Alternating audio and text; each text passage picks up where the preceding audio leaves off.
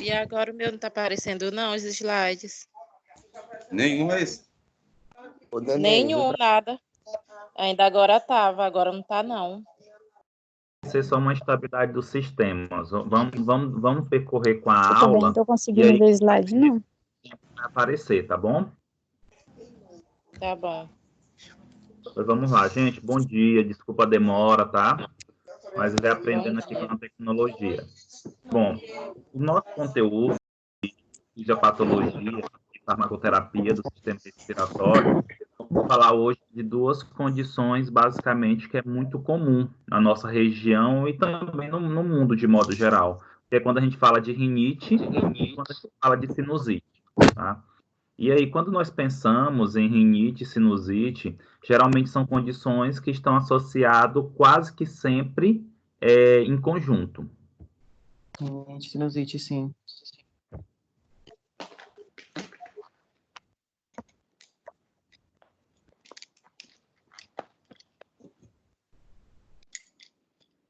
Deixa eu só passar aqui a apresentação.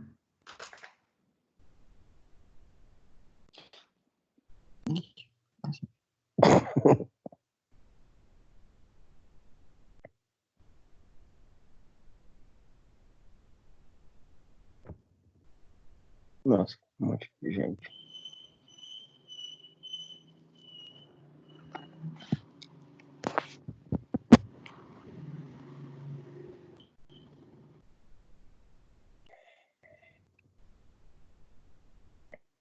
Ah, eu posso passar o slide. Eu acho que eu te mostrei agora, hein? Qual é o número do slide que tá? É para ser o número 1, tá me ouvindo? Sim, é o rinocinusite. Isso. Só que o meu já sumiu aqui. Deixa eu ver o que Rinite refere-se aconteceu. à inflamação das passagens nasais, enquanto sinusite é uma inflamação nos seios paranassais. Ai, legal. Rinite é inflamação e sinusite é a inflamação da passagem nasal, seio espaçoar. Sinusite é os seios. Eu não sei onde é que fica.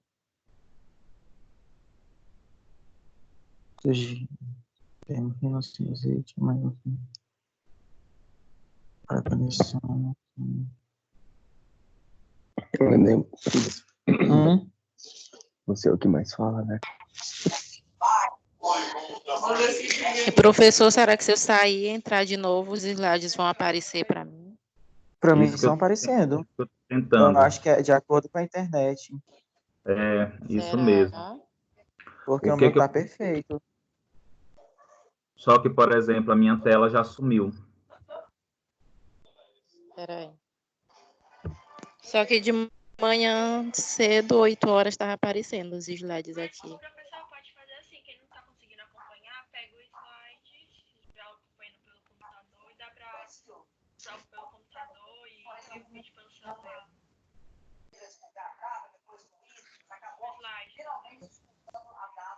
Slide no telefone. Cara, pra mim aqui tá normal. Slide, professor, tá tudo. Voz, tá tudo show de bola.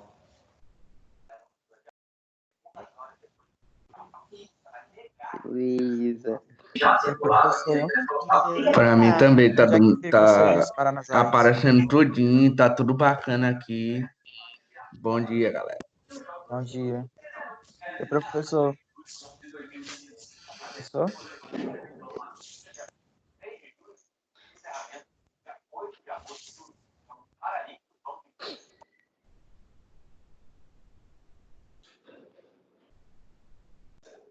Bota no modo paisagem, neném.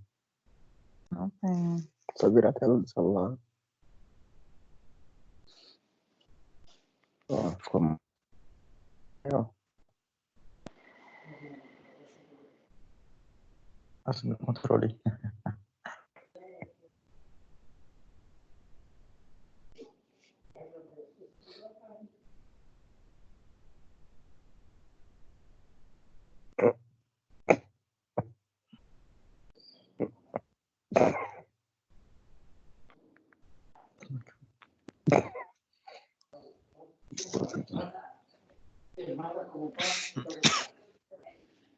Agora sumiu.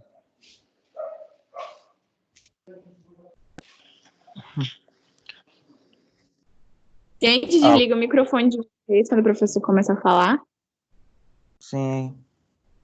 Tá bom, obrigada. Ei, alguém sabe onde é que ficam os seios paranasais? Alguém espirrou aí, já É tá com o aqui, computador. do rosto. Aqui, gatinho, ó. A região aqui, ó. Não, amor. Menino. É, porque eu sei. Menino. Deixa eu ver.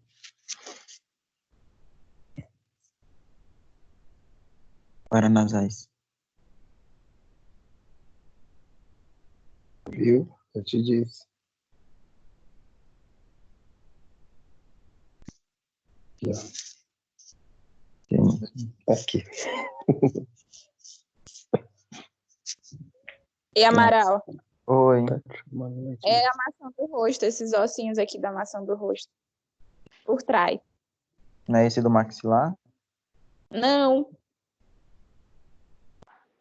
É esse aqui que fica entre o nariz, do lado do nariz, os dois do lado do nariz e em cima da testa. Ah, sim, É, sim. pessoal, me explica o que está acontecendo. Vocês que estão com o slide do professor, o professor não está na reunião? Alguém assumiu o controle pro professor. Quem foi? Foi tu, Matheus. Fui eu. Não, mas eu posso assumir o controle se quiserem. Não, gatinho. Não, mas pelo que eu estou olhando aqui na lista de participantes, o professor Wellington não está na sala. Já saiu. Não, aqui. Mostrei. Eu lembro quando tiraram. É realmente ele não tá na sala, professor. Professor, não. Quem é que tá falando? Gente, tô confuso. Até eu tô na sala com vocês.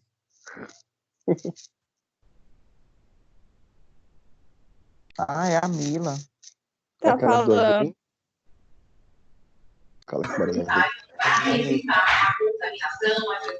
É, Gamacho, agora Os sumiu. slides sumiram. Agora, pra mim, o slide sumiu. Sumiu pra todo mundo. Acho que foi na hora que ele saiu.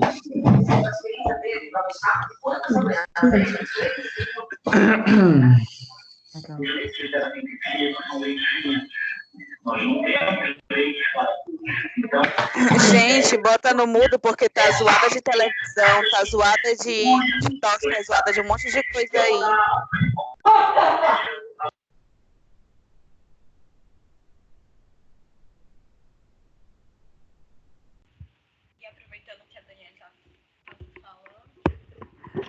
E aproveitando que a Daniela estava falando, é bom quando o professor começar a falar, só falar quando tirar alguma dúvida e tal, e não ficar lendo o slide, entendeu? Porque dá um pouco de confusão, atrapalha um pouco. Seria bem mais conveniente de todos aqui, alunos, deixar só o áudio do professor aí, para não ficar interrompendo, porque fica bem chato. Assim. Não é brincadeira. Essa doença é imprevisível. É agressiva. Eu já saí, entrei de novo e o slide não está aparecendo.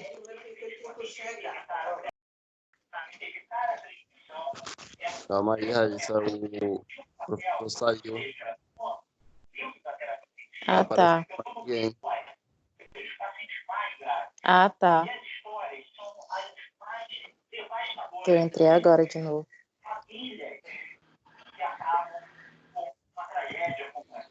Ou seja, eu realmente faço um apelo à população. Acreditem, isso não é brincadeira. Nós temos recebido também vídeos de pacientes diagnosticados com coronavírus. Esse jornal aí, Raíssa. Botar no mudo, Raíssa. Raíssa, botar no mudo. Vou botar no mudo, espera. Cuida, senão eu vou te dar um cascudo.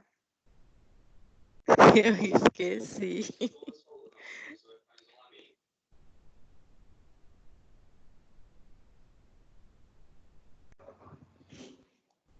Turma. Presente. Presente. Voltei. Vamos ver até quando. Vou tentar Presente. de novo aqui os slides.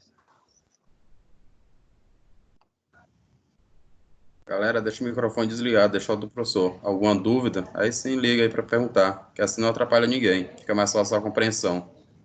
E eu vou deixar o meu vídeo desligado para ver se diminui aqui os kbytes, viu?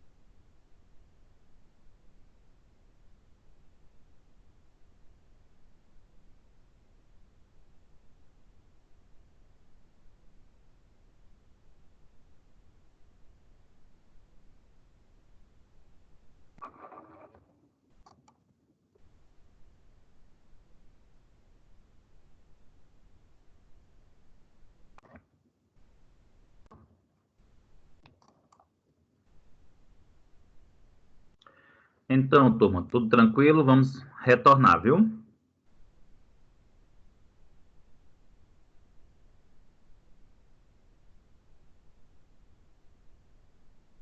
Estão me ouvindo? Tá bem. Sim, estamos ouvindo o senhor, sim. Eu estou ouvindo. Certo, obrigado. Vamos lá. Então, gente, como eu comentei para vocês, nós temos duas situações que é muito comum no mundo, mas principalmente em regiões tropicais, como o Brasil, que é uma região tropical, um país tropical, que é a rinite e a sinusite. De modo geral, é muito comum que a rinite e sinusite tenham pacientes, no mesmo paciente. Para a gente compreender melhor, geralmente sinusite está associada a uma infecção, seja uma infecção viral ou seja uma infecção bacteriana. Já a rinite se refere basicamente a uma inflamação. Só que o que é que acontece? Muitas vezes o paciente ele tem rinite e acaba desenvolvendo sinusite. Por quê? Como para que ocorra o processo de sinusite, inicialmente precisa ter uma inflamação, então geralmente as pessoas que têm sinusite não deixam de ter rinite, porque lembra que toda infecção, ela é uma inflamação, mas nem toda inflamação será uma infecção. O que isso significa? Que o indivíduo ele pode ter rinite, mas não ter sinusite. Mas o indivíduo que tem sinusite, consequentemente, ele deve ter rinite, porque a sinusite levou a um processo inflamatório. Então, de modo geral, o que seria essa rinite? Refere-se à inflamação das passagens nasais, enquanto a sinusite é uma inflamação dos seios paranasais. Então, o que acontece? A rinite ela é uma inflamação dos tecidos moles, que reveste aí os seios paranasais, enquanto a sinusite, de modo geral, é uma inflamação desses seios paranasais com a presença de muco, com a presença de secreção.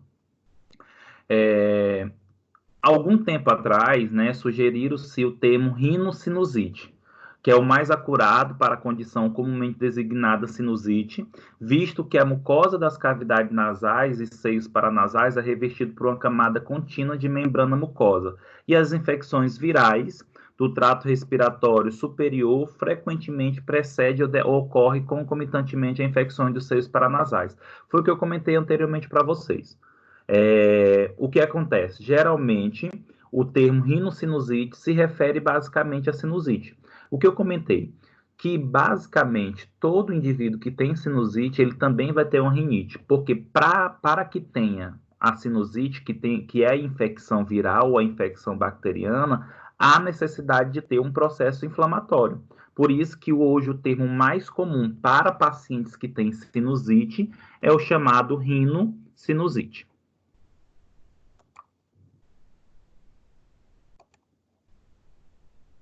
Vamos entender essa etiologia, né, da rinocinusite. O que significa essa rinocinusite?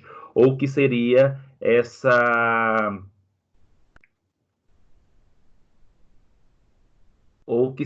etiologia? Toda vez que nós falamos em etiologia, de modo geral, nós estamos falando da causa. Como é que ocorre a manifestação? Então, a rinocinusite é uma infecção viral.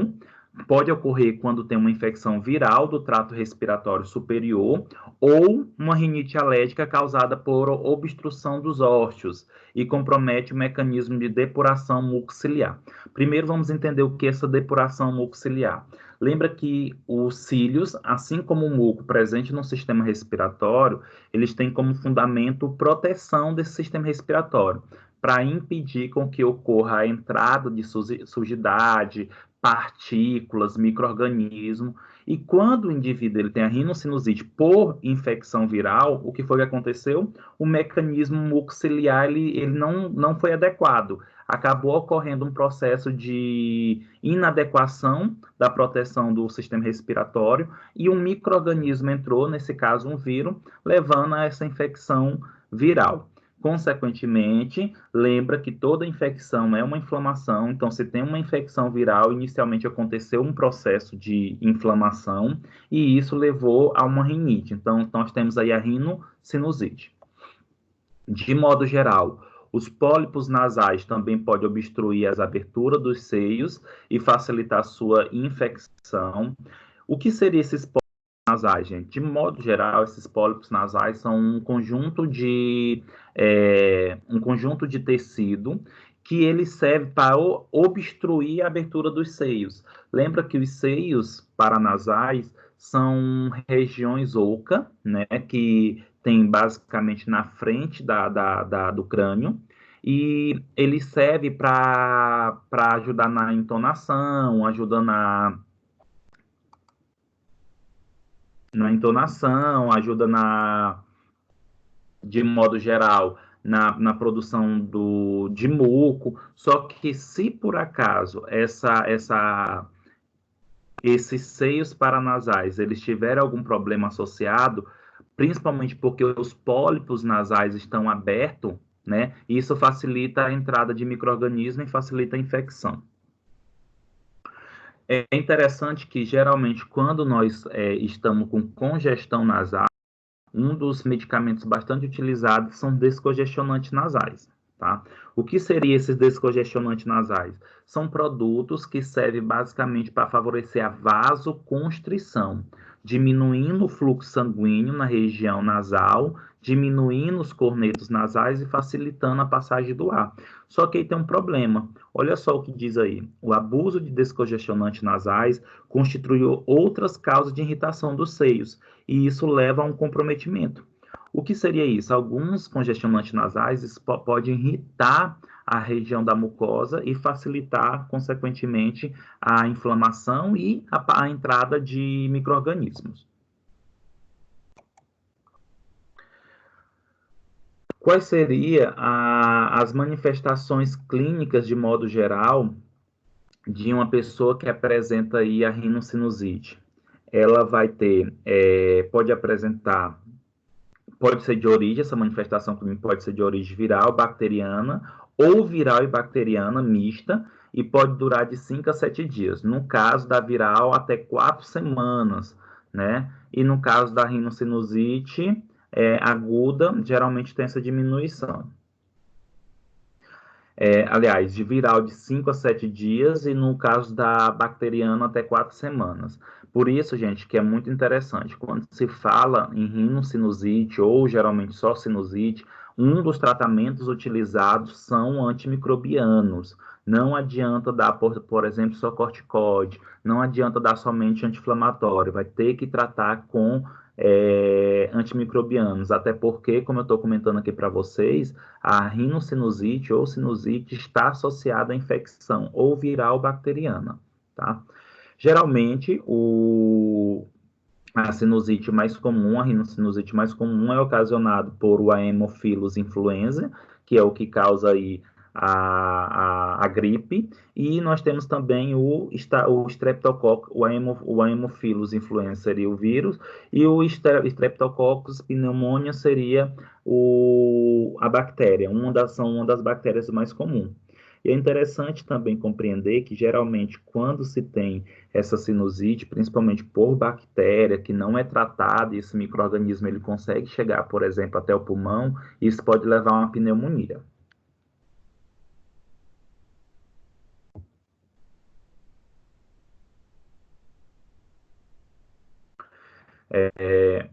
Já na rinocinusite crônica, os micro-organismos anaeróbicos, ou seja, aqueles que não necessitam de oxigênio, incluindo algumas espécies como Peptostreptococcus, Fusobactério, Prevotella, tende a predominar isoladamente ou em combinação com aeróbicos, com espécies de Streptococcus ou Staphylococcus aureus.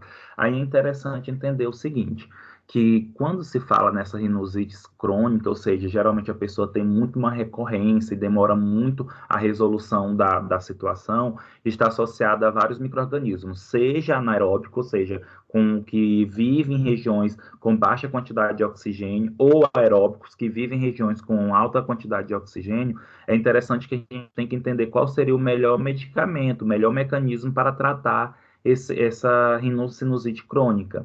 E seria interessante, literalmente, compreender qual é o micro-organismo que mais está acometendo esse indivíduo.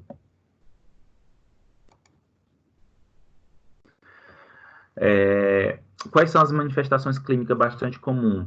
Dor facial, cefaleia, né? Quando se fala nessa dor facial, é quando literalmente o indivíduo, por exemplo, ele está com muita secreção nesses seios paranasais, e literalmente o indivíduo ele chega, por exemplo, ou ele vai baixar a cabeça, ou alguém trisca, ou ele mesmo pega com o dedo na região da face e ele sente essa face dolorida.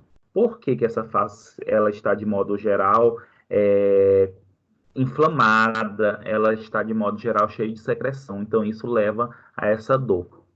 O indivíduo ele vai ter cefaleia, porque o aumento dessas secreções pode aumentar o fluxo sanguíneo para a região da cabeça, do crânio. Tem secreção nasal purulenta, ou seja, geralmente quando o indivíduo está normal, às vezes durante o dia sai algumas secreções nasais. Essas secreções geralmente são límpidas, transparentes e sem odor.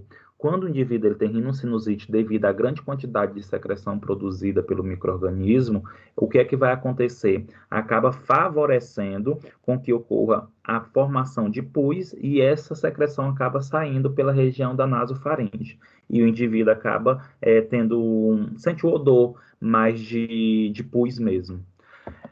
O indivíduo ele tem diminuição do olfato, né, até porque os nervos olfatórios podem diminuir a sua capacidade de percepção do cheiro. E o indivíduo pode ter febre devido à característica mesmo da infecção. Lembrando também que nem sempre o indivíduo ele tem infecção, ele vai sentir febre.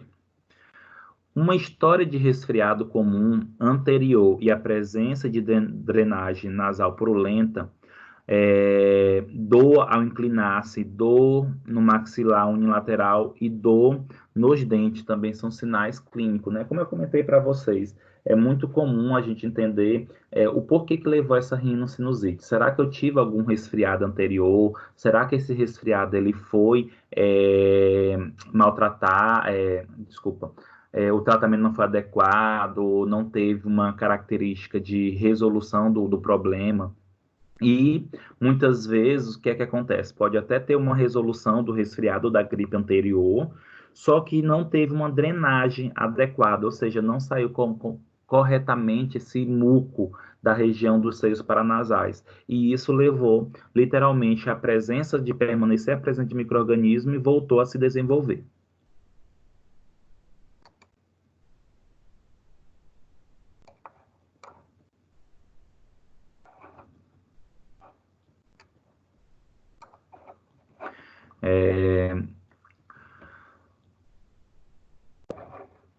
Gente, eu vou abrir agora um momentinho. Se vocês têm alguma pergunta, querem comentar alguma coisa?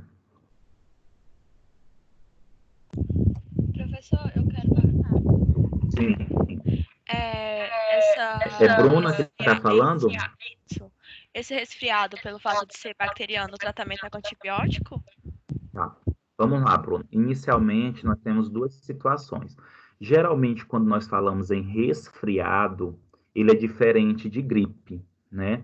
O que é que acontece? O resfriado, muitas vezes, é só mudança de temperatura. Se, por acaso, você tem, por exemplo, uma febre, uma coriza, um incômodo na região nasal, muitas vezes foi apenas a mudança de temperatura. Então, não há necessidade de ocorrer o tratamento com antibiótico. Agora, o que é que acontece? Quando eu falei lá do resfriado no slide anterior, o que é que eu quis dizer? Muitas vezes eu fiquei resfriado, tive a produção de secreção sem a presença de micro-organismo. Só que aí, quando começou a ter a resolução desse resfriado, essa secreção ela não saiu completamente dos seios paranasais. Então, ficou vestígio de líquido. E por algum fator, devido ao processo inflamatório que acontece no resfriado, um micro-organismo, seja um vírus ou seja um antibiótico, ele conseguiu penetrar nos seios paranasais pela facilidade do resfriado anterior, que não foi tratado, e isso favoreceu com que ocorresse a infecção e desenvolvesse a sinusite. Então, o que é que eu quero comentar sobre isso? A primeira coisa que nós temos que saber é sinusite, é infecção bacteriana e já é infecção viral. Como é que eu vou saber isso? Principalmente se sente febre, principalmente se demora muitos dias, principalmente se os multigripais da vida não resolver, então possivelmente vai ser uma sinusite. Aí sim eu vou ter que tratar com antibiótico, tá?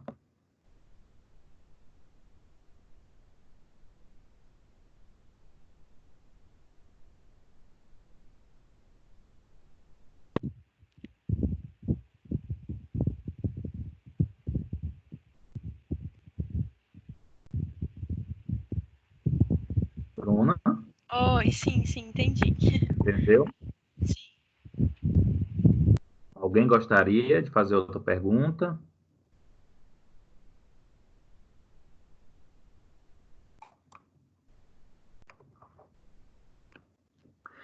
Então, gente, como eu estava comentando para vocês, de modo geral, a gente precisa diferenciar o que seria rinite e sinusite e o que seria basicamente essa rinocinusite, que é a mesma coisa que sinusite. Primeira coisa que a gente tem que entender é do que está ocasionando a rinocinusite. É viral ou é bacteriana?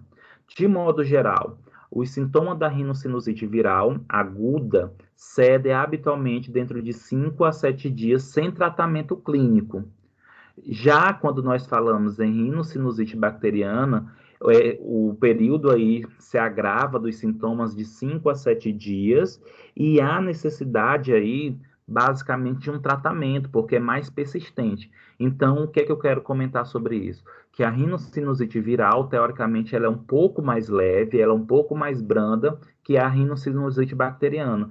É tanto que quando você observa uma pessoa que está com rinocinusite, que passa, por exemplo, mais de 7 dias, 10 dias, geralmente se utiliza antibiótico, né? A azitromicina, que é utilizada, cefalaxina. Agora, olha só, é importante entender que a rinocinusite viral, ela faz com que o indivíduo fique um pouco debilitado, faz com que o indivíduo fique um pouco com alguns incômodos. Contudo, a rinocinusite bacteriana ela acaba sendo um pouquinho mais grave por causa da persistência, da quantidade de tempo que o indivíduo ele sente o problema. Se vocês observarem, praticamente não há prescrição de medicamentos antimicrobianos para o indivíduo que está com rinocinusite viral, tá? Somente para rinocinusite bacteriana.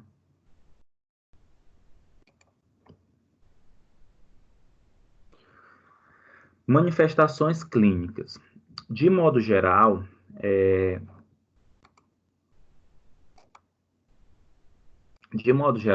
olha só, na rinocinusite crônica, os únicos sintomas podem ser obstrução nasal, sensação de plenitude nas orelhas, gotejamento nasal, rouquidão, tosse crônica, perda do paladar e do olfato e hálito desagradável, tá? Então, é muito comum o indivíduo quando tem essa rinocinusite crônica, lembrando que quando nós falamos em rinocinusite crônica, é quando passa da quantidade dos dias normais, por exemplo, geralmente a rinocinusite, ela vai de 5 a 10 dias, se for bacteriana, de 5 a 7 dias aí se for viral. Passou dessa quantidade de tempo, a gente já considera uma rinocinusite crônica, ou então indivíduos que têm corriqueiramente a presença da rinocinusite, também é considerado crônica, tá? Aí o indivíduo ele vai ter essa obstrução nasal, né? Porque como ocorre o processo inflamatório, como vocês podem observar nessa imagem aí, ó.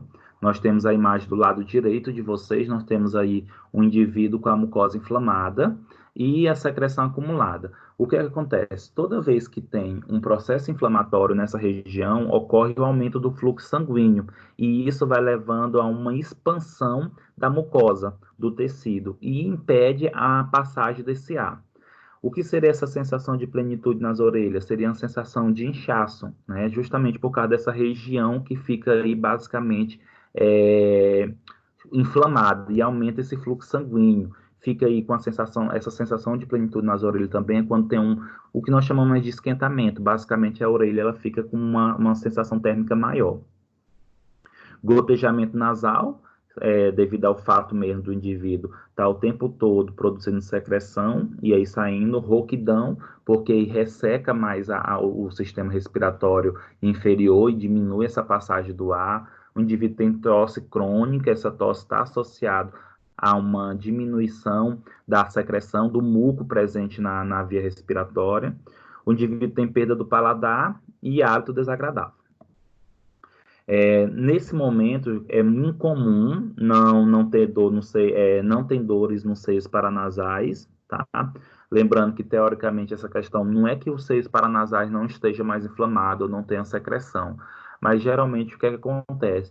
O corpo ele tem a tendência de se adaptar à dor.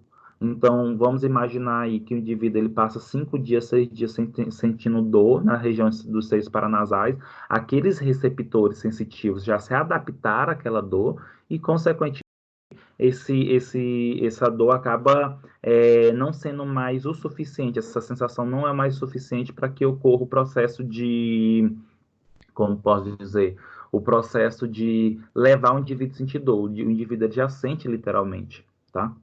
Diminui essa dor. O indivíduo ele pode queixar-se de cefaleia surda e constante, né? Lembrando que cefaleia é a dor de cabeça. Quando se fala em cefaleia surda é porque ocorre uma obstrução do canal auricular, o indivíduo ele sente dor de cabeça e tem uma dificuldade em escutar. As pessoas com rinocinusite crônica podem apresentar episódios subpostos de rinocinusite aguda. O que seria isso?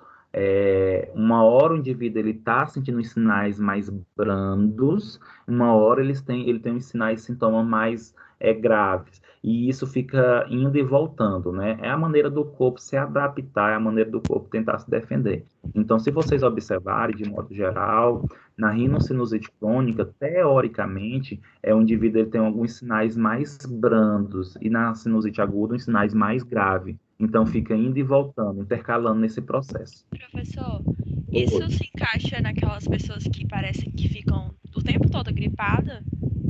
Sim. E quando o indivíduo ele fica o tempo todo gripado, de modo geral, existe um processo inflamatório constante na região nasal, na região dos seios paranasais. Só que aí qual é o problema nesse contexto, Bruna? O indivíduo que ele tem um tempo todo um processo inflamatório, que ele utiliza, por exemplo, muito neosoro, utiliza muito, por exemplo, alguns fármacos associados que são anti-inflamatórios, como, por exemplo, o Noex, que é a budesonida. Então, eles utilizam muito esses fármacos com o intuito de quê? De minimizar. E realmente minimiza. Contudo, o processo inflamatório está instalado. Se não resolver a causa subjacente, depois pode desenvolver uma situação mais grave. Lembra que o processo inflamatório é uma lesão sobre a célula. Se não cuidar dessa célula e se ela permanecer o tempo todo inflamado, ela pode levar a um processo de desenvolvimento normal da célula e, quem sabe, até um câncer. Sei. Entendi. E, professor, uma pergunta. Com relação ao pessoal que é acometido aí da rinocinusite, no caso aí de cefaleia surda e constante, tratamento aí à base de antibiótico, também lavagem no canal auricular? Isso. Na verdade, o que é que vai acontecer? De modo geral, não precisa nem fazer essa lavagem no canal auricular, porque o que está levando, basicamente, a essa cefaleia surda é o aumento dessa produção de secreção e do processo inflamatório.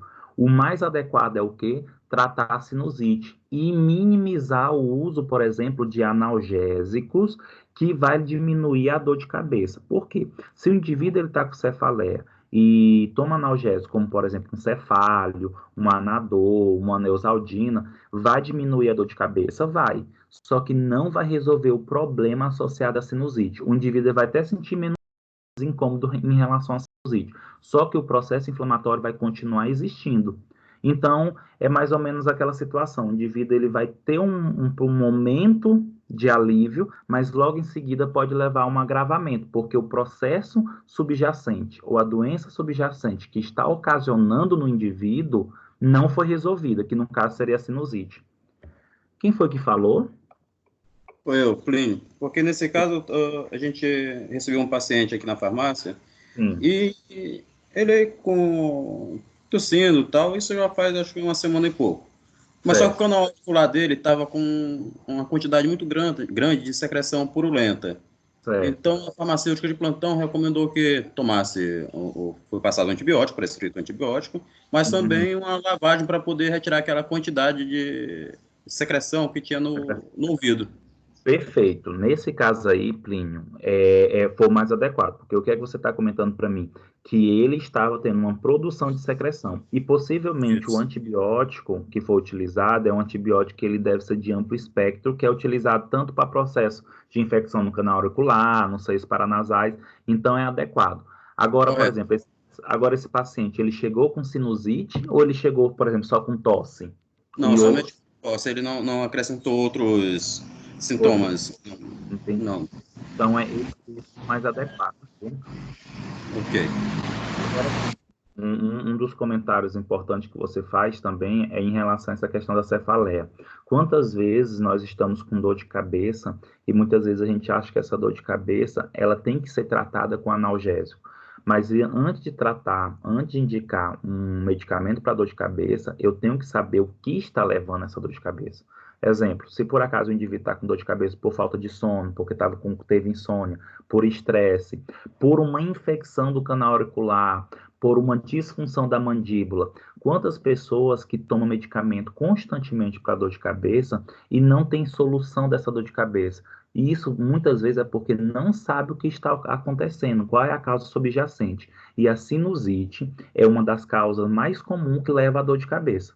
E não adianta dar na dor, não adianta dar cefálio, vai passar momentaneamente. Se não resolver o problema da sinusite, essa cefaleia vai ser constante. E aí vem um grande problema, que é a automedicação o tempo todo de medicamentos para dor de cabeça. E isso pode levar a outros problemas na frente, porque não foi tratado ou não descobriu o problema que está levando a dor de cabeça, como, por exemplo, a sinusite.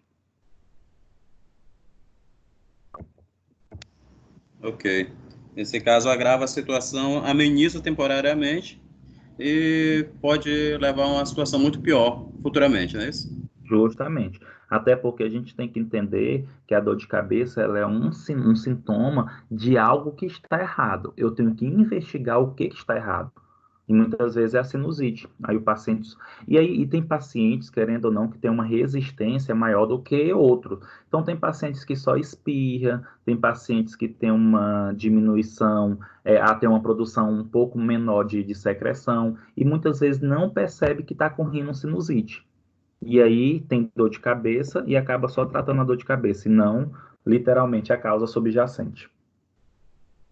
Beleza. Vamos falar rapidamente do diagnóstico da rinocinusite. De modo geral, o que acontece? Eu trouxe para vocês aqui. Professor, só uma dúvida aqui que me surgiu rapidinho. Quem está falando? É Rafael aqui. Oi, Rafael. Por exemplo, se um paciente chegar na farmácia, certo? Certo. Como é que eu vou poder saber se ele está com rinite ou com sinusite? Se ele chegar lá à procura de um medicamento, seja para dor de cabeça, ou porque ele está com uma congestão nasal, porque está tossindo muito. Uhum. Como eu poderia diferenciar? Isso aqui é sinusite, não, você está com rinite. Uhum. E Rafael, eu vou te comentar como farmacêutico clínico. De modo geral, o que é que nós temos que fazer? Nós temos vários protocolos de diagnóstico de patologias menores. De modo geral, a rinocinusite são patologias menores que nós podemos diagnosticar.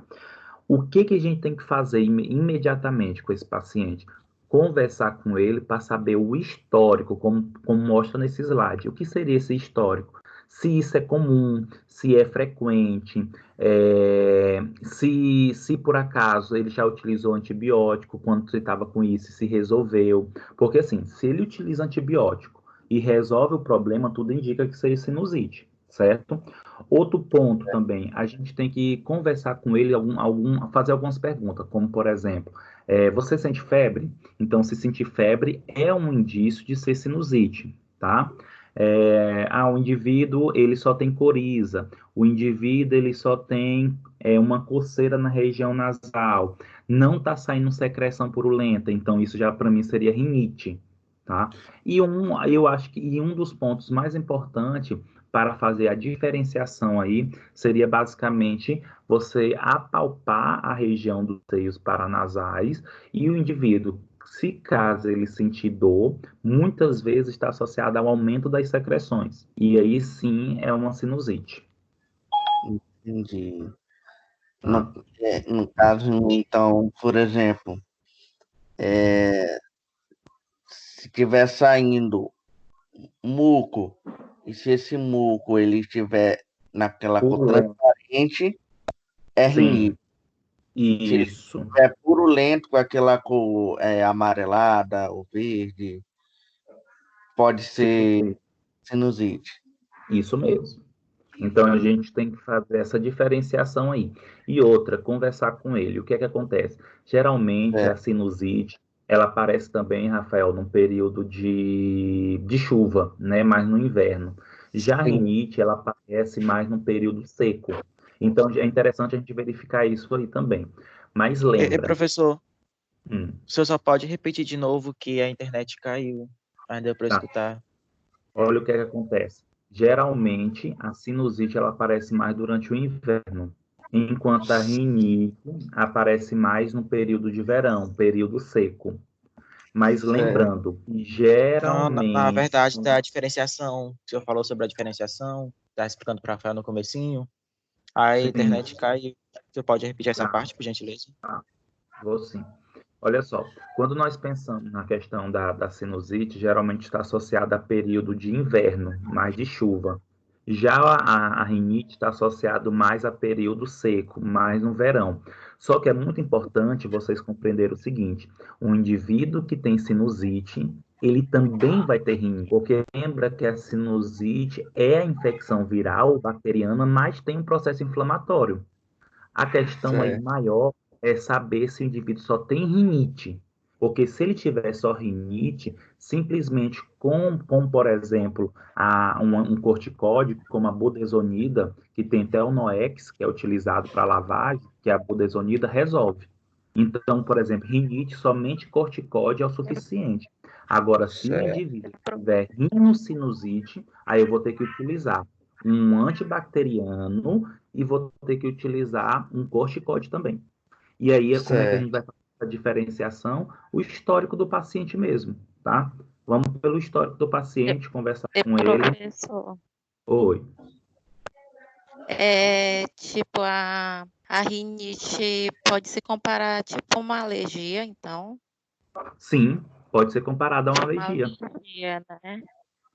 Agora, o que acontece, Raíssa? Quando nós falamos nessa alergia, geralmente é muito comum o paciente ele ter um processo alérgico, um paciente que tem rinite, ele tem um processo alérgico muito fácil. É como se ele tivesse poeira, pelo, tempo seco, tudo isso induz a um processo inflamatório. Então, no caso, o que acontece comigo, por exemplo, quando eu sinto o cheiro de um perfume que é muito forte, eu acabo começando a espirrar. Eu não paro de espirrar. Fico espirrando o tempo todo. Quando eu sinto o cheiro de um perfume muito forte. Viu, Rafael? Nesse caso aí, isso é rinite. Agora, o que acontece? É muito comum os pacientes que têm rinite desenvolverem a sinusite, por causa do processo inflamatório que acontece na mucosa e facilita a entrada de micro-organismos. Certo. Ok, E aí, Rafael? Fala, Raíssa. Então, a sinusite, como é inflamação, dói, né? A rinite não dói? Não, é ao contrário, de modo geral é ao contrário. A sinusite, ela é inflamação e infecção. Então, ela vai doer. Consequentemente, ela vai doer. Já a rinite, ela só é a inflamação. Como ela não tem muita secreção nos seios paranasais, geralmente não dói. Entendi. Se resolve mais fácil, né? Se resolve muito mais fácil, tá? Muito mais fácil. Agora, complementando o que o Rafael comentou, perguntou sobre como é que a gente vai diferenciar, né? Então, faz o exame físico, incluindo a inspeção do nariz e da garganta. Então, se observar, por exemplo, placa de muco na garganta, secreção purulenta, tudo isso vai ser sinusite. Rinocinusite, né, no caso. Mas pode ser utilizado outros exames de imagem, como, por exemplo, radiografia, tomografia computadorizada dos seios. Só que, gente, vou ser muito sincero para vocês, é muito difícil hoje um diagnóstico de rinocinusite acontecer por isso, tá? Basicamente, não tem necessidade dos médicos gastarem dinheiro pedindo uma tomografia computadorizada dos seios. sendo que existe o exame aí, o exame de apalpação, de verificação, o histórico do paciente que vai comprovar ou não. Até Tá porque certo. até porque uma tomografia é cara. Professor, essa secreção purulenta, ela é da sinusite ou ela é só da sinusite mesmo? Isso, da sinusite. Mas lembra, deixa eu só fazer uma correção, talvez vocês ainda não conseguirem entender um pouco. Lembra que rinite é uma coisa, sinusite é outra. Mas lá nos meus slides, nos primeiros slides, eu mostrei para vocês o seguinte. Vou até voltar aqui para vocês observarem.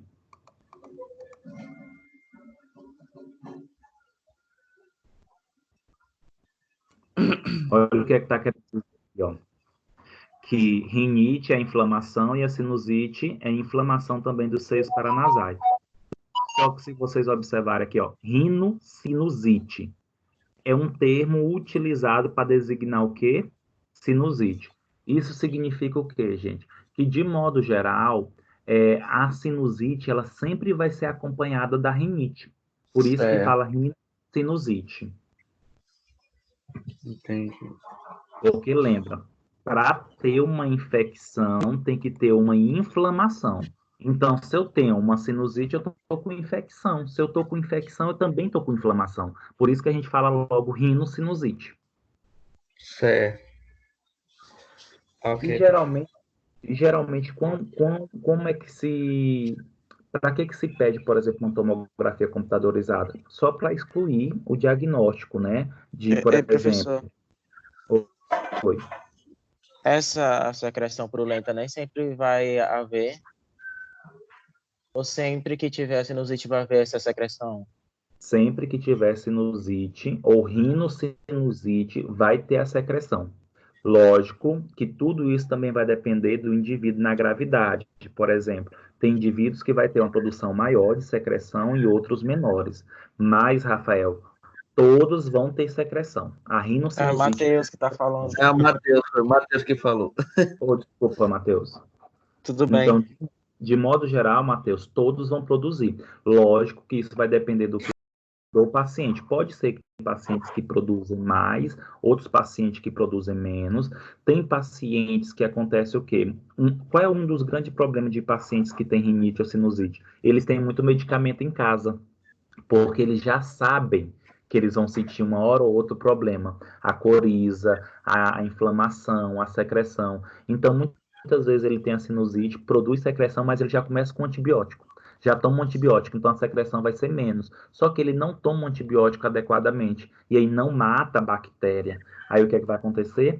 A bactéria fica em latência. Quando retornar, quando tiver o quadro de novo de rinocinusite, vai vir mais grave ainda. E em relação aos antialérgicos? Os antialérgicos, de modo geral, o que é que acontece? Os medicamentos antialérgicos utilizados para rinocinusite ou para rinite são corticoides. É o que? Dexametasona, budesonida, prednisona, que é o predizin. Esses medicamentos, eles são melhores usados para pacientes que têm somente rinite. Porque a rinite é o quê? É um processo inflamatório associado a um processo alérgico, a uma indução do sistema imunológico. Agora, quando o paciente tem rinocinusite, ou seja, sinusite, o antibiótico ele seria o suficiente, porque o que está levando ao processo inflamatório geralmente é a bactéria. Mas isso não exclui de um médico ou a gente também indicar um corticoide, indicar, por exemplo, uma budesonida para diminuir o processo inflamatório. Certo. Ok? Sim, ok. Obrigado. Nada. Então, gente, olha só. Geralmente, se utiliza a tomografia computadorizada apenas para excluir complicações. O que seria isso? Se vocês observarem, gente, olha, vocês conseguem observar essa imagem do crânio, do corte? Olha essa seta aí. Vocês estão vendo essa seta aí essa seta, toda a região toda cinza, e a outra ao redor com um vácuo preto?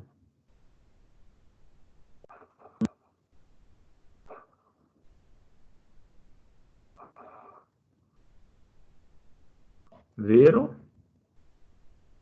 Sim. Olha o que é interessante, gente. Na tomografia computadorizada, tudo que é ar, tudo que é oxigênio, que é ar, fica preto. Se vocês observarem aí, ó, olha só, essa região do lado direito de vocês tá toda preta, significa que a região dos seios paranasais, nesse caso aí, tá sem secreção, tá sem nada. Agora, olha do lado esquerdo, onde tem a seta, como é que tá cinza. Tudo que está em cinza aí, gente, são as secreções. E nesse local aí não era para ter secreção, era para ter somente ar. Olha o tanto que é interessante. Na tomografia computadorizada, toda região que fica em preto significa que tem ar, que tem oxigênio. Então é um espaço oco. Como se vocês podem observar do lado direito, já no lado esquerdo nós observamos aí a secreção. Nesse caso aí, é uma tomografia só para confirmar. É uma rinocinusite, é uma sinusite, e para ver se tem complicações ou não.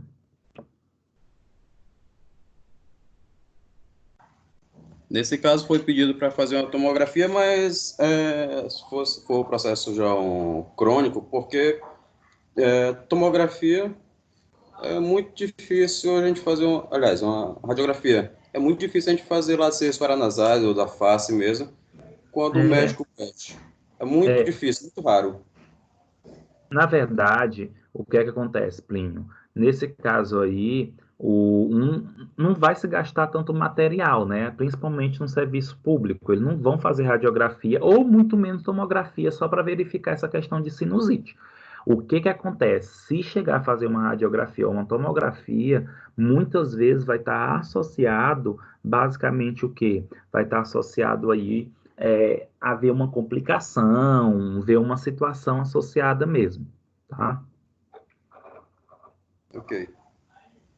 Outro exame que pode ser feito para descartar complicações ou verificar se é uma neoplasia ou alguma coisa é a ressonância magnética nuclear, tá? Só que ela é de alto custo e costuma ser reservado para os casos de suspeita de neoplasia ou sinusite fúngica. O que seria isso? Muitas vezes o paciente ele tem essa sinusite, dá o tratamento adequado, só que ele não tem regressão dos sintomas. Então pode ser uma neoplasia, pode ser aí um tumor na região dos seios paranasais que está levando à produção de secreção. Ou então, mais raramente, o indivíduo ele tem uma sinusite por fungo, o que é muito mais grave, né? Porque o fungo ele é muito mais difícil de ser tratado do que as bactérias. E aí, se o indivíduo tiver uma sinusite fúngica, vai ter que ir para antifúngicos, tá? E não antibacterianos. No caso aí, pelo que o senhor falou, então essa tomografia computadorizada, a radiografia, são então desnecessários, né? Inicialmente, sim. Basta então fazer só o exame físico, né? Físico. Apalpar os seios, verificar se tem pus na garganta, secreção purulenta. História dos sintomas, perguntar desde quando que sente esses sinais e sintomas, quais são os medicamentos que utiliza corriqueiramente, se quando está em ambiente fechado se espirra muito. Então, de modo geral, é apenas esse exame físico e história que a gente vai fazer. Essa questão de tomografia, radiografia ou ressonância é mais para excluir complicações ou outra suspeita clínica. Certo. Ok.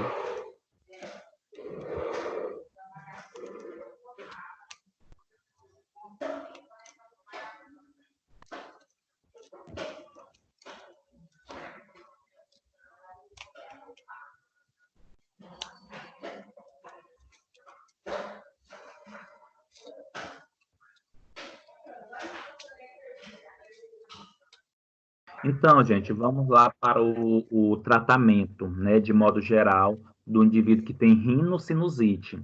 Se vocês observarem aí a tabela do lado, o quadro do lado, basicamente todos são antibióticos. Pensou em antibiótico, é rinocinusite, ou mais conhecido pela gente por sinusite.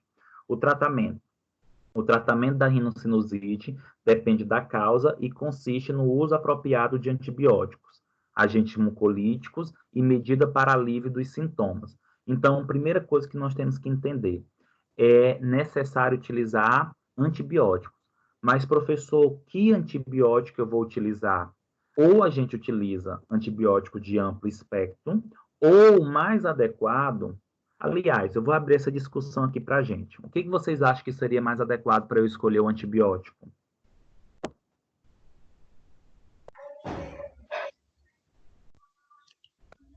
Como assim, professor? Não entendi a pergunta.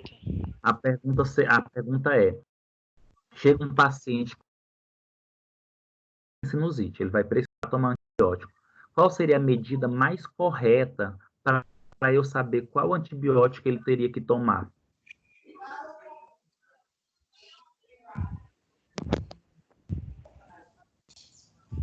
Acho que teria que fazer a anamnese do cliente. Como é? Teria que fazer a anamnese completa do cliente, saber realmente o problema dele ao pé da letra, para poder prescrever o medicamento correto. Ou o tempo. Tempo. O que mais? A recorrência. Dependendo do local, eu acho Já que tomou da cultura. antibióticos. Como é, Mila? Eu acho que dependendo do local que o paciente estiver, por exemplo, numa unidade hospitalar, deveria ser feita a cultura para ser indicado o melhor tipo de antibiótico para o tratamento. Muito bem. Na verdade, gente, se nós seguirmos o processo adequado de escolha de antibiótico, o que seria mais correto? Pedir para esse paciente ou encaminhar esse paciente para um laboratório e ele fazer uma cultura de secreção nasal para saber qual bactéria está ocasionando a infecção. Depois que descobre a bactéria, se faz um antibiótico, um antibiograma, que é para saber qual antibiótico está sensível e qual antibiótico está resistente. Se nós formos no que é correto, certo? Deu para entender? Sim. Mas assim, professor, assim, me surgiu uma duvidazinha bem aqui. Nós, farmacêuticos, nós podemos prescrever um antibiótico para o paciente, não é necessário ele ir para o médico e assim ele vir com a prescrição em mãos para a gente poder dispensar o antibiótico. Sim, Rafael, o que você comentou está correto, tá? A gente não pode prescrever antibiótico, mas o meu questionamento foi qual seria o mais adequado para se indicar um antibiótico? Na verdade, não é a gente, mas sim um profissional prescritor. Inclusive, o profissional prescritor médico, ele deveria fazer isso, encaminhar o paciente para o laboratório, indicar uma análise da secreção por micro-organismo e depois um antibiograma. Porque basicamente o que o paciente faz é, tipo, tá tossindo, ele tá com uma secreção, aí ele vai já direto na farmácia para comprar o medicamento. Sim. Né? Essa é a ação direta, a primeira ação do paciente. Sim. Agora, deixa eu ainda continuando essa questão do antibiótico, é importante vocês compreenderem uma coisa. Nessa tela que está aí do lado, praticamente todos os antibióticos que estão aí, aliás, eu vou fazer uma pergunta e vou responder. O que é que acontece? Por que, então, que muitas vezes o paciente, ele está com rinocinusite, ele não faz a cultura da secreção e nem faz o antibiograma, mas o médico prescreve o antibiótico e resolve o problema? Porque os antibióticos que são prescritos para rinocinusite são antibióticos de amplo espectro. O que seria isso? Antibióticos que matam praticamente todo tipo de micro-organismo. O que teoricamente é ruim e é bom. Por que que é bom? Porque vai resolver o problema do paciente. Mas por que que é ruim? Porque muitas vezes esse paciente ele pode ter uma resistência bacteriana ou então pode matar bactérias boas que não deveria sofrer com a ação desse antibiótico de amplo espectro. Certo.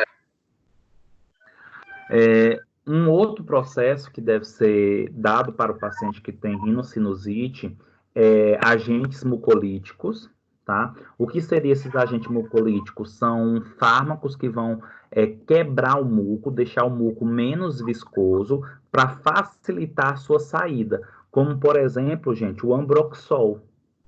O cloridrato de Ambroxol, que tem aí, que vende na farmácia com o nome comercial Ambroxmel, tá? Ele é um mucolítico, então dá para o paciente que vai facilitar a retirada também desse muco, a expectoração desse muco. Não somente das vias aéreas inferiores, mas da superior também. E, por último, deve ser dado para esse paciente medicamentos que aliviem os sintomas. Por exemplo, o paciente está sentindo febre, então vai dar um antitérmico. O paciente está sentindo dor no corpo, então dá um relaxante muscular, um analgésico, tá? Lembrando que a causa subjacente sempre tem que ser tratada. Cerca de 2/3 dos indivíduos com rinocinusite bacteriana aguda melhoram sem tratamento antibiótico, e a maioria das pessoas com infecção viral do trato respiratório superior melhora em 7 dias. Então, sugestão, para evitar automedicação, a pessoa que tem rinocinusite e ela consegue tolerar em torno de 5 dias, 7 dias, não há necessidade de dar antibiótico, apenas medicamento para aliviar os sinais e sintomas.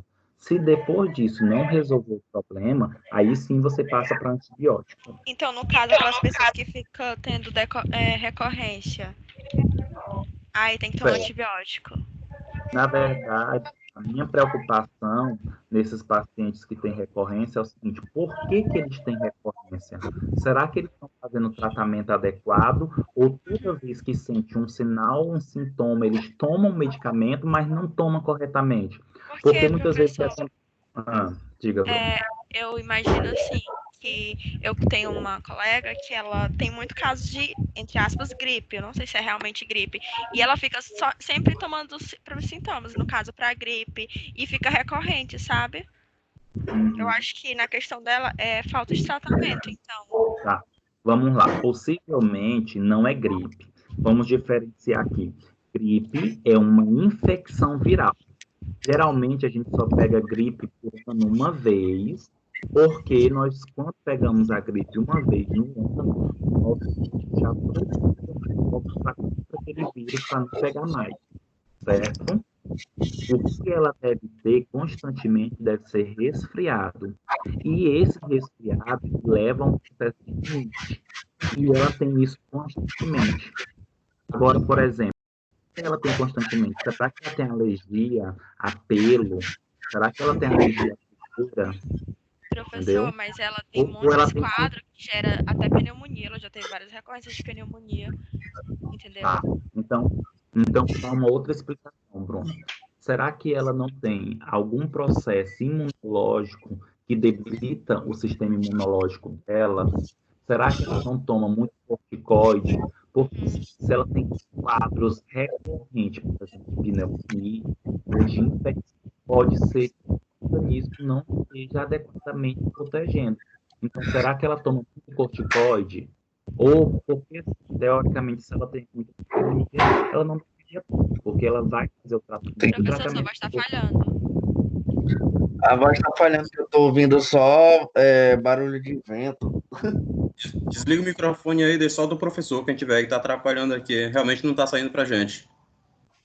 Oi, bora. Melhorou? Sim. Agora sim. Tá. Pode continuar. Então, como eu estava comentando para a Bruna, de modo geral, o que acontece? Muitas vezes, um paciente que ele tem recorrência de infecções respiratórias, seja pneumonia, seja rinite, seja sinusite, muitas vezes ele tem um sistema imunológico debilitado. E qual é o grande problema disso? Olha só, gente, o tanto que é difícil quando a gente pensa em questão de doença. Se vocês observarem, um paciente que tem rinite, que é inflamação, esse paciente, de modo geral, vai precisar utilizar o que eu falei anteriormente? Corticoide. Se utiliza demais corticoide, o sistema imunológico diminui. Se o sistema imunológico diminui, tem facilidade na infecção. Então, por isso que é mais fácil o indivíduo ter pneumonia. Então, Bruno, ao meu ver, pode ser que essa sua colega, ela tem algum motivo que facilita a infecção por micro-organismo. E pode ser até o uso constante de corticóide, porque ela, como você disse, ela fica muito tempo resfriada, ela acaba utilizando muito medicamento, que diminui esse sistema imunológico. Até porque os Professor? corticoides têm uma característica de imunodepressor, né? Isso. Professor, anti-histamínico, ele só vai aliviar os sintomas da alergia, da rinite? Isso. Vamos diferenciar um pouquinho. O que seria anti-histamínico? Anti-histamínicos são medicamentos utilizados para diminuir a liberação e a ação da histamina. Histamina é um hormônio, é uma substância no nosso organismo que leva a processos alérgicos. Já o corticoide, ele diminui a liberação da histamina e diminui a ação do sistema imunológico. Só para vocês entenderem um pouco. Antihistamínico, nós temos aí a dexclofenamina, tá? E corticoide, nós temos aí a dexametasona. Geralmente, os antihistamínicos, eles são mais fracos como antialérgicos, comparado ao corticoide. Corticoide 1000 vezes melhor do que o antihistamínico. Então, quase que sempre, os antihistamínicos, eles não vão ter muita solução para um paciente que tem rinite, porque vai diminuir muito pouco esses sinais e sintomas. Por isso que a maioria das vezes o paciente, quando ele tem rinite ou rinocinusite, ele utiliza muito pouco o antihistamínico. Ele utiliza mesmo corticoide, tá? Mas os dois são antialérgicos, só que o corticoide é mais potente do que o antihistamínico. Tá bom. Olha só, gente. O tratamento com antibiótico é habitualmente reservado para pacientes que apresentam sintomas durante mais de 7 dias e para os que apresentam 2 ou mais manifestações de rinocinusite bacteriana aguda. Então, foi o que eu comentei para vocês. Geralmente, o que é que vai acontecer? O paciente que ele tem rinocinusite, ele vai precisar, de modo geral, tomar antibiótico só depois de 7 dias. Tá? Porque, teoricamente, deveria, durante esses 7 dias, ter a regressão dos sinais e sintomas. Ou então, ele utiliza o antibiótico se ele tem maiores complicações. O que seria maiores complicações? Febre constantemente, dor de cabeça constantemente, ou seja, sinais e sintomas que são muito incômodos para ele. Aí não precisa esperar os mais dos 7 dias. Por isso que é muito importante, gente, conversar com o paciente. Não tem como eu saber quando ele começou ou quanto tempo ele está com um problema se eu não converso com ele.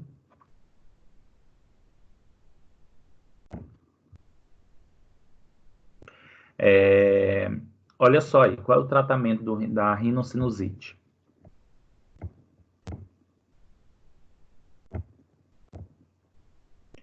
O uso de descongestionantes intranasais, que deve limitar-se de 3 a 5 dias. Um dos exemplos aí de descongestionante intranasais, nós temos aí o Nelsoro, tá? Esse Nelsoro, ele é à base de nafosolina, que é um fármaco que age aí levando a uma vasoconstrição, e isso facilita a passagem de ar. É utilizado antihistamínicos, tá? Olha só, mas aí tem um probleminha dos antihistamínicos. Por isso que eu até comentei para vocês que os corticoides acabam sendo melhor. Olha aí o problema dos antihistamínicos. Tende a secar as secreções e não são recomendados como tratamento adjuvante na rinocinusite. Imagine só, gente, as secreções, elas já têm dificuldade de sair, né, de ser secretada, porque elas são muito espessas, elas são muito densas.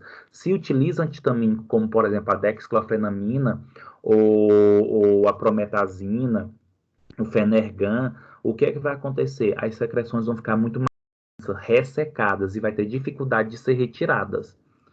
Utiliza aí agente mucolítico, como a guaifenesina, para fluidificar as secreções, né? Guaifenesina é o princípio ativo de um medicamento, tá? A guaifenesina tem várias formulações, inclusive naquele SPEC, tá?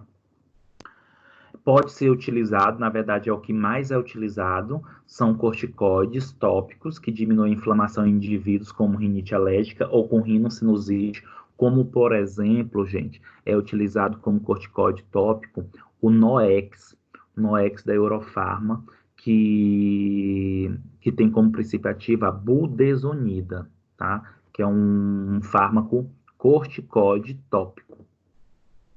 E outras medidas podem ser utilizadas, que são medidas não farmacológicas, né?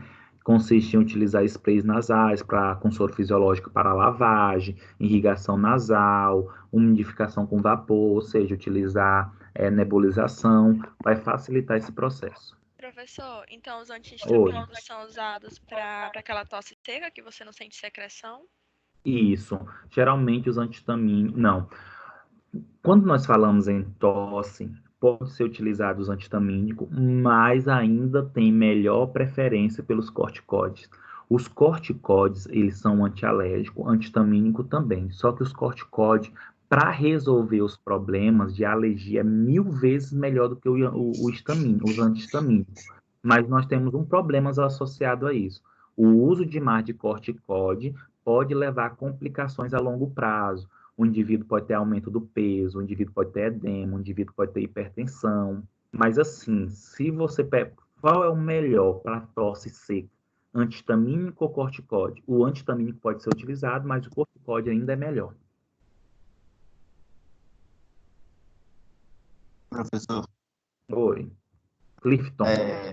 Esse agentes mucolíticos, o cloridrato de ambroxol, ele está disponível na Rename, não está?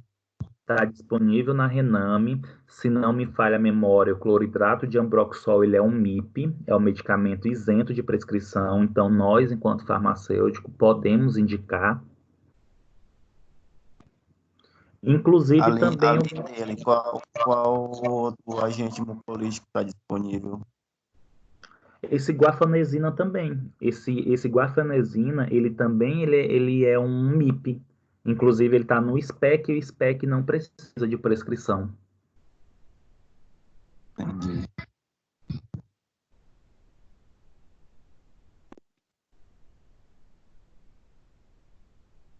Mais alguma pergunta? Tem mais uma pergunta. Fica à vontade. No caso quando acontece o caso da rinocinusite recorrente, a descida desse muco para o trato respiratório baixo, pode haver complicação como a pneumonia? Pode, Clifton. Na verdade, esse é o grande problema. O acúmulo das secreções vai fazer com que essas secreções vá por algum orifício, vai para algum local. E lembra, nós estamos falando de rinocinusite, então tem alguma infecção, seja fúngica, seja viral, seja bacteriana. E se por acaso esses micro-organismos ele consegue chegar até o pulmão, eles vão ter uma facilidade muito grande de se multiplicar, se desenvolver. E aí o indivíduo ele sai de uma rinocinusite para um processo de pneumonia, ainda com rinocinusite.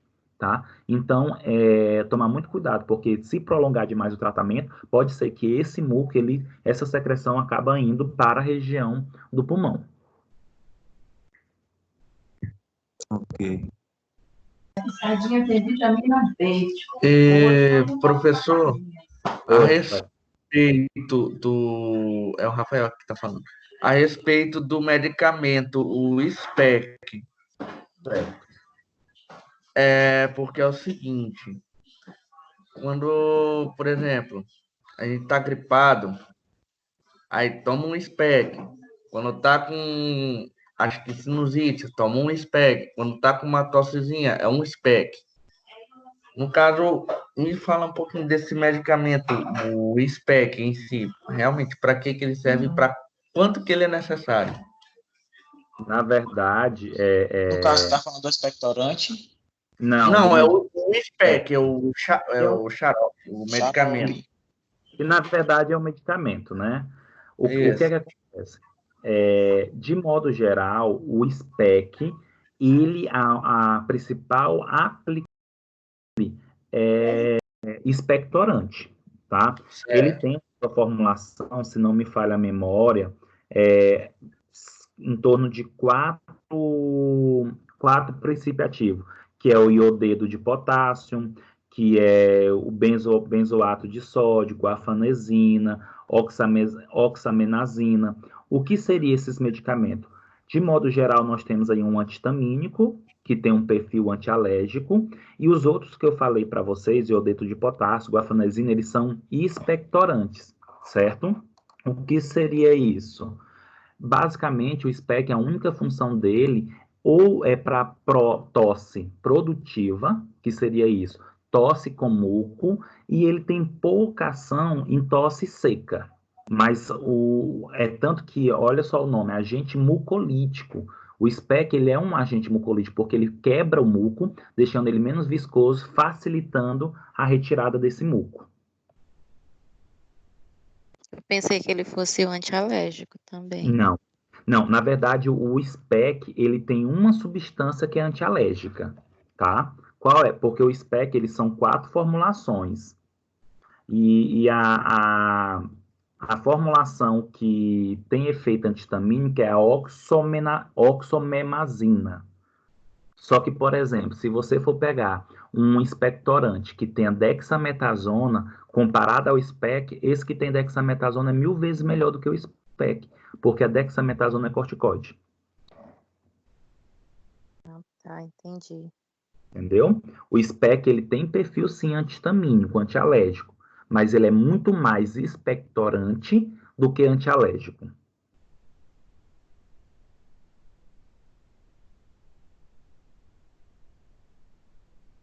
Mais pergunta?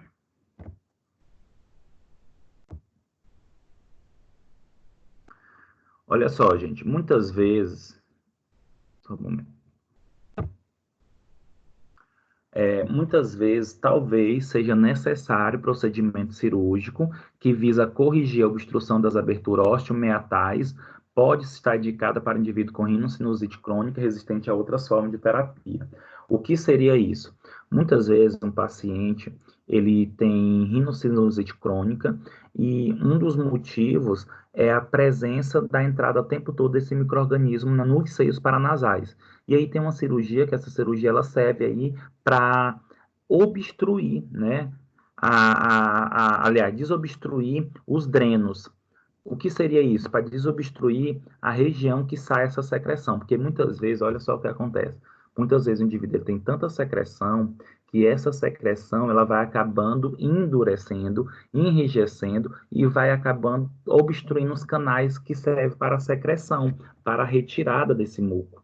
E aí, às vezes, talvez seja necessário vir um procedimento cirúrgico para a retirada dessas obstruções para a saída do muco. Se vocês observarem na imagem, existe também, gente, um outro procedimento, que é a introdução de um catéter na cavidade nasal, lá na região dos seios paranasais, como vocês podem observar, e esse catéter, gente, ele drena um fluxo de ar e vai tirando, ó, na terceira imagem do lado direito, vai tirando essa secreção. Quando chega nesse processo, para vocês terem ideia, quando chega nesse processo de introduzir um catéter para retirar a secreção dos seios paranasais, é porque os orifícios de drenagem do muco estão tudo obstruídos. E aí não tem como retirar esse muco, e há necessidade de fazer esse procedimento. Outra indicação, né, cirúrgica inclui pólipos nasais obstrutivos e deformidades nasais obstrutivas. O que seria pólipo, gente? Geralmente pólipos estão associados à presença de uma carne, né, crescimento de um tecido, e esse tecido acaba obstruindo a passagem de ar, acaba obstruindo a passagem dessas secreções. Aí tem que fazer procedimento cirúrgico. Professor, no caso aqui que o senhor falou dos pólipos nasais, que são uma pequena carne que pode obstruir os seios paranasais, a adenoide é considerada um pólipo nasal ou é só mesmo... Na verdade, é considerado também um pólipo nasal. Só que, como tem a região da adenoide, ela acaba sendo considerada, acaba recebendo mais esse nome, adenoide. Mas é um pólipo, tá? Também é considerado um pólipo.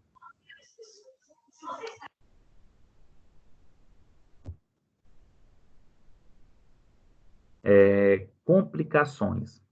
Devido à proximidade dos seios ao cérebro e à parede orbital, a sinusite pode resultar em complicações intracranianas e da parede orbital. Como nós já comentamos, olha só, gente, pode levar a edema das pálpebras, edema da face sobre o seio acometido, protusão do bulbo do olho, alterações do estado mental. Só para vocês terem ideia, gente, dependendo da quantidade de secreção, o indivíduo ele pode ter delírios, pode sofrer alucinações, tá? Por isso que, às vezes, comece a observar. Isso aqui que eu estou comentando, ele é muito importante na hora de fazer a anamnésia, na hora de fazer o exame físico. Olha o que está querendo dizer aqui. O indivíduo que tem rinocinusite tem complicações, pode ter edema das pálpebras. Então, tem a pálpebra mais inchada. Então, isso a gente já pode olhar, tá? Como um sinal mesmo.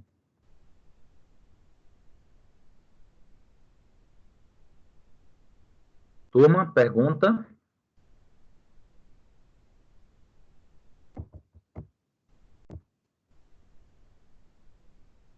E, professor, essa alteração do estado mental, aí o que seria? Como seria?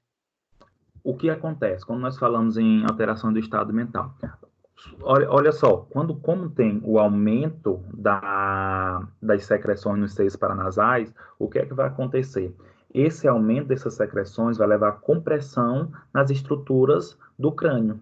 Essa compressão pode levar também a compressão cerebral. E isso pode levar o quê? A confusão mental. O que seria isso? Delírio durante febre, o indivíduo ele pode ficar tonto, o indivíduo ele pode desmaiar. Essa daí seria a alteração do estado mental. Fora a questão da mudança de humor, né? O indivíduo, uma hora está de um humor, outra hora está do outro, porque está associado a um incômodo, literalmente, na região dos seios paranasais.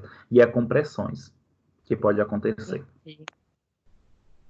Entendi. Turma, vamos deixar agora para a próxima aula, para a gente vai falar sobre os resfriados comuns. Eu acho que hoje, apesar dessa demora, o nosso teste acabou sendo depois mais adequado, mais fidedigno, né? Vocês têm alguma pergunta? A aula foi muito boa. Que bom, fico muito feliz, apesar das complicações iniciais. Deu para entender tudo bem legal, bem bacana. Gostei da aula, a aula foi muito boa. Pelo menos a gente explicada. sem perder os conteúdos durante esse tempo aí que está de quarentena. E na Pelo menos a gente tem a tecnologia ao nosso favor, né? Isso, como hoje nós tivemos uns pequenos problemas, eu acredito que foi até na internet aqui de casa, mas a partir da próxima semana acredito que vai estar bem melhor. A gente vai se adaptando, né? Vamos aprendendo a mexer nessa ferramenta.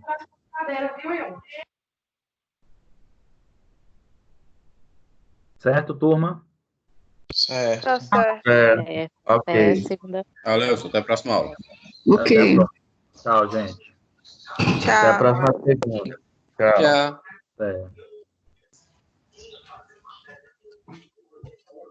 Botar um arrozinho barbarizado.